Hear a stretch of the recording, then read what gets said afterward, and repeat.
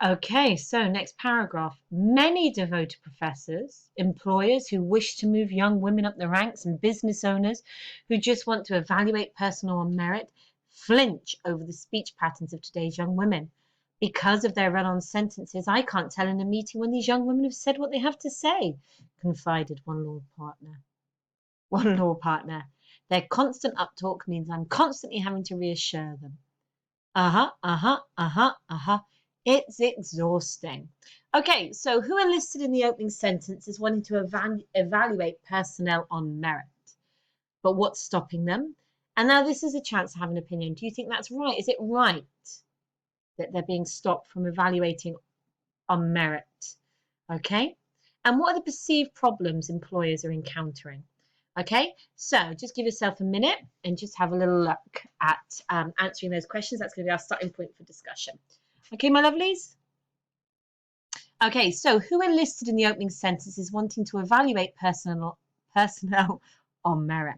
Okay, so we've got professors, employers, business owners. Okay, now these three collective groups, so they're pluralized, employers, professors, business owners, but they're not individually identified. What types of businesses, what types of professors, what type of employers? Many devoted professors, employers, business owners who wish to move young women up the ranks, who just want to evaluate personnel on merit, flinch over the speech patterns of today's young women. Okay, so it's saying here that they're being prevented, they're being stopped from evaluating personnel on merit because they flinch over the speech patterns. Now, this verb flinch is that moment when, you flinch when somebody goes to hit you. You flinch when you perceive that something harmful is coming your way. So in itself, this verb choice flinch is quite loaded. It implies that our serious professors, employers, and business owners are so affected by the way women are speaking with their vocal fry that they literally flinch, and it stops them being able to evaluate these personnel on merit. In other words, the way they speak is so distressing for these educated professors, employers, and business owners that they can't judge on merit anymore. So is that right, though? Now, if we said many devoted professors, employers who just wish to move young women up the ranks, and business owners who just want to evaluate personnel on merit flinch over the skin colour of today's young women, or flinch over the gender of today's young women, or flinch over the religious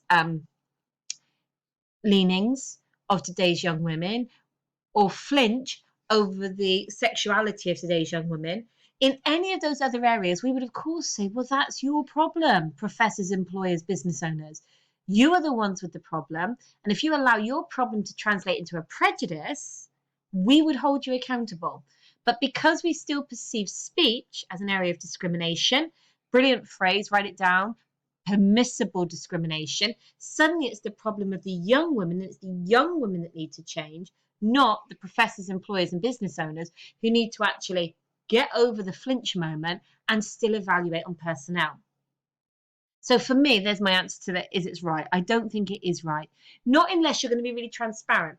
If it was a job where, because you're expecting not just young women, but men and women to be talking to clientele, or that you want them to be conducting meetings, and you make it really transparent. So therefore, part of the job description is you must talk a particular way, then that is different. But it's about transparency. So sometimes in job, descriptions, it might say things like you have to wear professional dress, no tattoos or piercings allowed. But it's transparent, and you know right away the standard, the criteria against which you're being judged to determine your merit to do the job. Now, actually, if they're not going to say, we prefer people that speak with a standard kind of English received pronunciation accent, we prefer people that do not have strong localized accents, we prefer people that do not speak in particular ways. If they were transparent, at least then that would be a fair criteria. It would be a clear, fair criteria. So you would know applying for the job, you would know going into the job exactly what was expected of you. But when you actually choose to judge people, or you're saying, well, I can't judge your merits, your qualifications, your suitability for the job, because, the way you're speaking is making me twitch, we think that's still acceptable because it's speech, because it's accent. Any other area, we would be up in arms. You know, somebody said, "Oh, I flinched because the person opposite me applying for the job was really well qualified, but oh my gosh, they had a lazy eye, or they had Tourette's, or they had a stutter." We wouldn't do it. We wouldn't be allowed to do it because those people will be protected under law that they couldn't be discriminated against. So, me, is it right? No way. Does it happen? Absolutely. And people convince themselves it's okay to let it happen because they talk about permissible discrimination. Anyway, okay, so what are the perceived problems that these guys are encountering? Why is it so bad to employ these young women? Because of their run on sentences, I can't tell in a meeting when these young women have said what they have to say. Okay, so one of the problems is the employers don't know when they've finished speaking. I tend to suggest a silence helps. See, I'd finished speaking. You could tell that. So again, it's about accountability. So the employers are saying it's all on the young girl's shoulders. The young women should be speaking in such a clear, efficient way that we can all immediately tell when they finish what they have to say. And they're saying that vocal fry, run-on sentences stop that happening. Okay, but there's even more problems. Are you ready?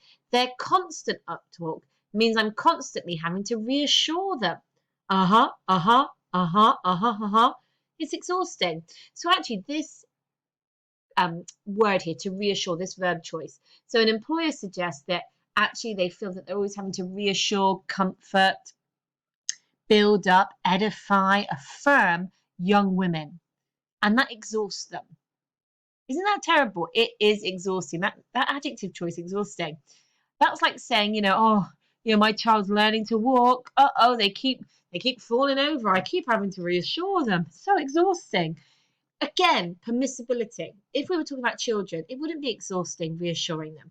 If we were talking about somebody that maybe was in recovery, and they were just learning to do something, or they were learning to do something, or that they needed reassurance for something, we would never see that as exhausting. We would never be upset about having to reassure anybody. As a teacher, when I see people that need reassurance, I'm not like, uh-oh, I don't have to reassure them again. That's exhausting. I accept that actually reassuring people is partnership, it's relationship, and it is professional relationship to build people up, to edify them, to celebrate their successes.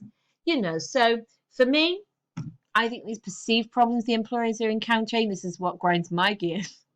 You can tell. So this is why you can begin as well as you start to unpack the language, is to have that opinion.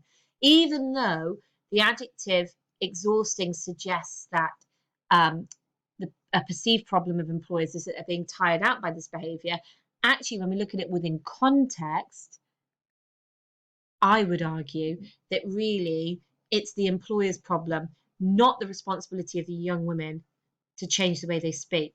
If the employer is exhausted by it, they need to look at themselves and their own procedures, their own methods and strategies, so they're not exhausted by it. Anyway, getting a little bit political, so moving swiftly on. Okay, so I myself have inadvertently flinched when a young woman barraging a group with uptalk ran a technology-based conference call. We'll use Ruby on Rails. It's an MVC framework to support databases. Well, will we? One 29-year-old woman working in engineering told me it was easier for gatekeepers in her male-dominated field to disregard running on, soft-spoken, vocally frying and up-talking women. It is difficult for young women to be heard or even responded to in many male-dominated fields if they don't strengthen their voices. That kind of disregarding response from men made me feel even softer and even lesser. In a vicious cycle of silencing, she said. So, who is the I speaking in this paragraph? What made them flinch? Whose opinion is offered in the last paragraph? What has she experienced? And what does she suggest women need to do with their voices? So, then across to these one, how do men treat women in the workplace? What metaphor is used in the final sentence? And do you agree that it is the responsibility of women to change? So just pause, work through those questions. It's again getting you to zoom in on this paragraph, and we'll use that for our jumping off point in a minute. Okay, so who is the I speaking this paragraph?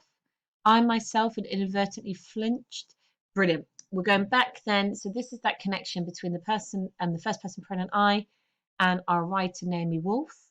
Okay, so our feminist writer, it's her opinion. But interestingly, we had Dr. Katie Edwards last week, starting with the I, maintaining that really strong anecdotal, first person authorial kind of like opinion led piece. Here, it's much more kind of we've been led through to this I moment. So I myself had inadvertently flinched. So she is saying, okay, that she herself has flinched, has had this reaction. Now that's interesting because the question before is, does it make you anti-feminist to dislike this way of talk? And she's saying, well, I'm a feminist writer, I'm Naomi Wolf. And I have actually flinched when a young woman barraging a group with uptalk ran a technology-based conference call. Now, I would say I've got lots of problems with this. Maybe. So she flinched because a girl had was speaking with Uptalk. Okay, but actually look at this girl. This is a young woman who is running the conference call. Now you don't get to run a conference call by accident. You have been asked to run that conference call. You are already in a position really where you have been given the authority to run, to orchestrate that call. Now it's a technology-based conference call. So this is a girl with expertise in this area.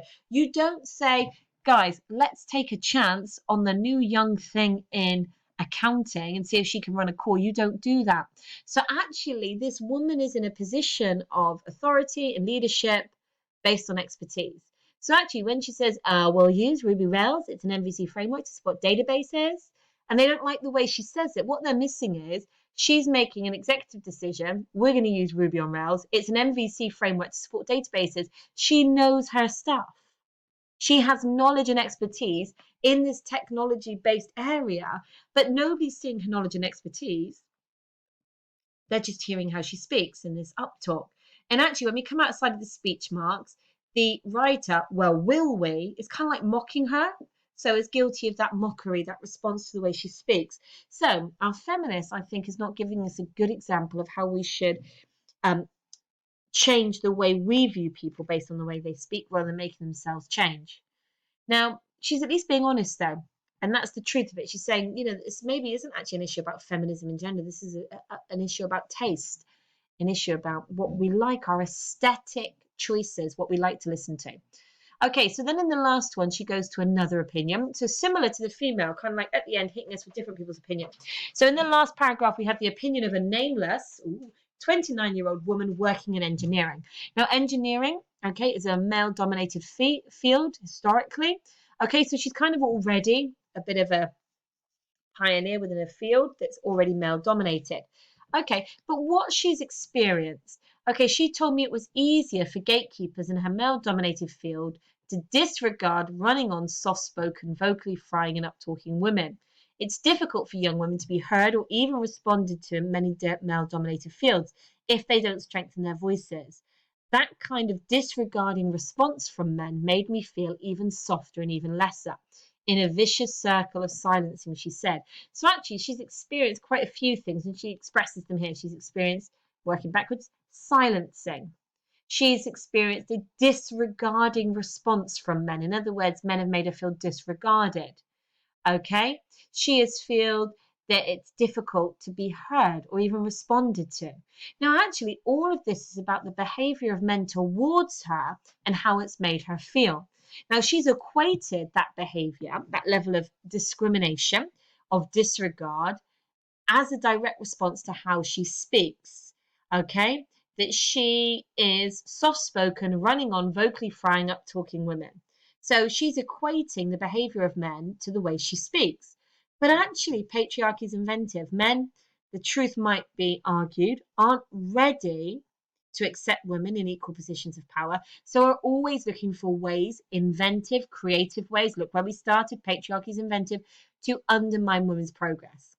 And actually, you're a woman, you're educated, you're qualified to be an engineer. Let's complain about the way you speak.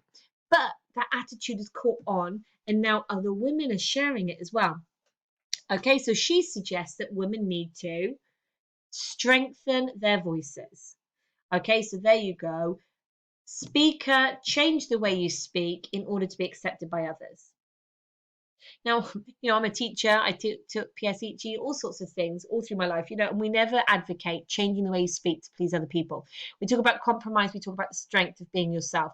So I would say it's not, in my opinion, the responsibility of women to change, and that this vicious circle of silencing needs to be broken not by being silenced but by speaking up.